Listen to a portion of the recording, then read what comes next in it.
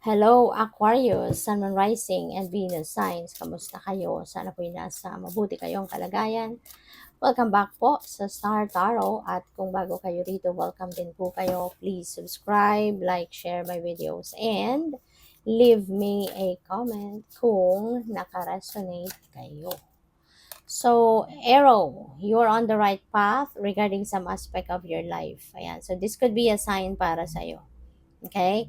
Na yes indeed, you are on the right path, kaya wag mong pagdudahan yung sarili mo, wag mong pagdudahan yung iniisip mo, or wag mong pagdudahan yung plano mo. Kasi nasa tama kang daan sa ngayon. Alright? Maaari din na go signal na to sa'yo, na yeah, you are on the right path, so go for it. Maaari nagdadasal ka kasi you're asking for guidance, maybe you're asking for direction, for confirmation. So this could be it. This could be the confirmation. Okay? So we have bail, time to get out of a situation. Panahon na. Alright? Para umalis ka na, lumabas ka na sa sitwasyon na yan. Kung ano man ito, if this message resonates with you, then you know, no, kung ano tong nangyayaring ito sa buhay mo, na kailangan mo nang iwanan, kailangan mo nang talikuran, kailangan mo nang i-release ang sarili mo from this. You need to break away from this situation. Okay?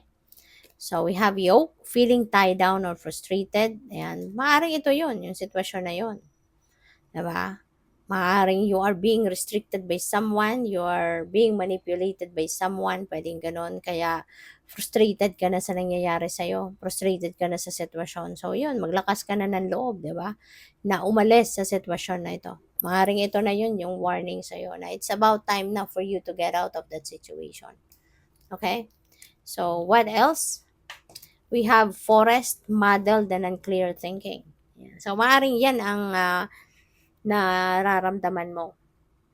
Kaya siguro, mas lalo kang you're feeling tied down kasi malabo din sa isip mo. Hindi mo rin mapagdesisyonan pa ito. Hindi mo, parang naguguluhan ka. If you're going to stay there or you're going to break away from that situation, naguguluhan.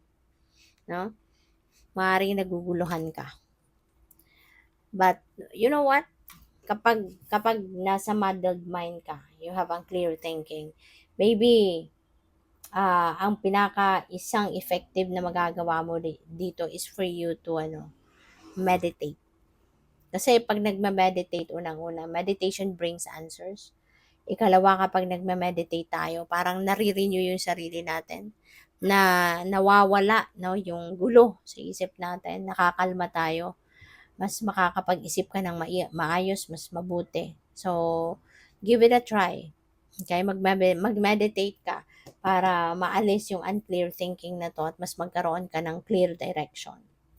So, we have wealth. Wow. Napakaganda. Merong kayamanang paparating, additional wealth, financial gain coming your way, Aquarius. At, yeah. So, this is really beautiful na merong biyaya, pangkaperahan ang dadating sa'yo. At hindi lang ito putso-putso. This is not a small amount of money na paparating. Malaking pera, no? Pwedeng malaking pera to. And it could come from various sources. Ikaw lang ang tanging makakaalam kung pag nangyari na to, ikaw lang yung makakapagsabi kung saan galing ito. This could be windfall of money. Diba? O pwedeng panalo yan. No? So, depende sa inyong sitwasyon. But yes, there could be a big amount of money coming your way. So, we have flag. Don't be tempted to lower your standards. Okay, wag na kasi sayang lang yan. Alam mo kung bakit? 'Di ba? May mga tao na kahit anong gawin mong pagpapasaya sa kanila, pagpi-please sa kanila, even if you have compromised your own happiness para lang na unahin mo yung ikakasaya nila, hindi ka pa rin ma-appreciate. 'Di ba? May mga taong gano'n. Kaya maaring gano'n ang na-experience ninyo, kaya ang advice sa'yo ng universe ngayon, wag na. Don't be tempted to lower your standards kasi sayang lang ng effort mo diyan. Alright? Huwag mo nang gawin yan kasi sayang ng effort mo, ng time mo, masasaktan ka lang, pwede ka lang na ma-frustrate dyan, so wag na. Alright? So, what else? We have bell announcement. Baka merong announcement dito, pwedeng sa trabaho yan. Baka i-announce na, baka mapopromote ka na. Isa ka na doon sa mga makaka-receive ng scholarship. Baka ikaw na yung isa diyan sa mga magkakaroon ng pay raise, 'di ba? Puwedeng gano'n or baka ikaw yung merong i-a-announce. Baka ikaw yung merong i-a-announce dito, 'di ba? Ang iba sa inyo baka nagbubuntis na, 'di ba? Maaaring ang iba sa inyo ikakasal na, baka related 'yan diyan 'no, sa mga bagay na 'yan, yung announcement na 'to. So, we have club, someone will try to make you do something against your will. Ayan. So, use your own judgment and discernment dito. Kasi, ang naririnig ko ngayon, baka ginagamit ka lang ng taong ito. Alright? Baka mina-manipulate ka lang or ima-manipulate ka lang ng taong ito. So, be discerning. Use your own judgment and discernment. Kilalanin mo or alamin mo yung pinaka-agenda ng taong ito. Okay? Kasi po pwedeng anong tawag dito, yung gagamitin ka lang kasangkapan, no? At baka mamaya ikaw lang dito yung mapapasama. Okay? So, yun. What else? We have happiness. Yay! Magiging masaya ka na din. Diba? So, maaari, no, na malalagpasan mo mga ito.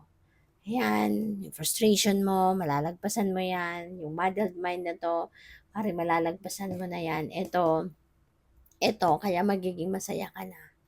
'Di ba? You will be blessed with happiness. Yung blessing na to, syempre, 'di ba? Isa din 'yan sa mga dahilan ng pagiging masaya mo. Kasi that is a blessing. That's a huge blessing. So, we have mice, discord among friends or family. Hala, tapos katabi niya si happiness. So, baka 'di ba? Pupuwede Aquarius 'no, na dahil dito sa disconnection mo, sa discord mo with some friends or family, magiging masaya ka na. Alam mo kung bakit? Baka kasi ito yung mga nagpapabwisit lang sa'yo, baka ito yung mga taong ito yung nagpapabigat ng buhay mo, nagpapasikip ng dibdib mo, nagpapagulo ng isip mo.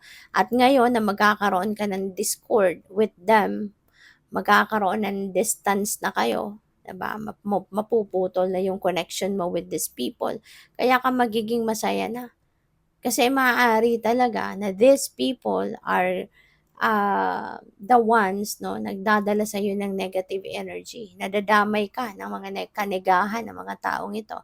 Kaya ngayon, na maaring hindi na nga kayo magkakasundo, magdedesisyon ka na siguro na alisin na 'to, tanggalin na sila sa buhay mo, kung sino man ang mga itong kaibigan mong tinuring or mga kapamilya. Kaya yun, magiging masaya ka na, 'di ba? Kasi ito lang yung dahilan 'no, siguro ng bigat nung pinagdadaanan mo din sa buhay. So ngayon na matatanggal na, magkakaroon ka na ng discord with these people, ayun, magiging masaya ka na.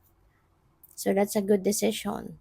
So we have basket, recognition, reward for merit. Ayan, papasok na, no, yung mga ano mo, biyaya, 'di ba? You will be recognized. Siguro kasi makakapag-focus ka na din talaga sa negosyo mo, sa trabaho mo. Kaya ngayon tingnan mo, mare-recognize na yung galing mo, yung trabaho mo, mabibigyan ka ng reward, 'di ba? So simula na ng pagpasok ng magagandang pangyayari sa buhay mo.